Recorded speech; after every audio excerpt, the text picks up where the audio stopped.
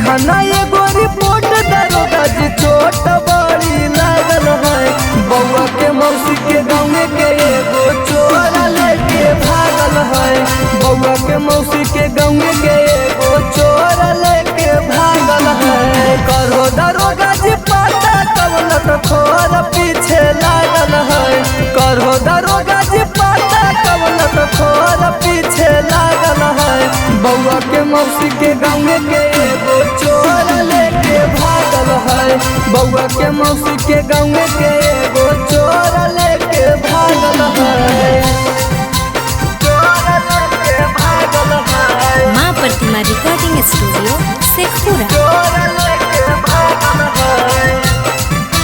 बउआ के मौसी के गाँव के एगो चोर लेके भागल है।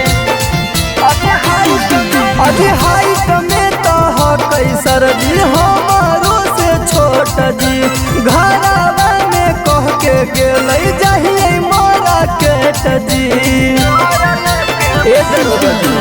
हाइट में तो कैसर जी हमारो से छोट जी घरवा में कह के गेलै जहिए मोरा केट जी। बउआ में अपन पेनल सरजी भर गोड़ पायल है। बउआ में अपन पेनल सरजी भर गोड़ पायल है। बउआ के मौसी के गाँव के एगो चोर लेके भागल है। बउआ के मौसी के गाँव के एगो चोर लेके भागल है। चोर लेके भागल है। चोर लेके भागल है। बउआ के मौसी के गाँव के एगो चोर लेके भागल है।